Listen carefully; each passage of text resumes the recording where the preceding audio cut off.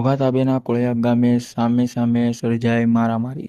આજરોજ તારીખ 1/6/2025ના સાંજે 6 કલાકે પ્રાપ્ત થતી માહિતી અનુસાર ઘોઘા તાબેના કોળિયાક ગામે સામે મારામારી સર્જાતા બંને પક્ષના લોકોને નાની મોટી ઈજા પહોંચી.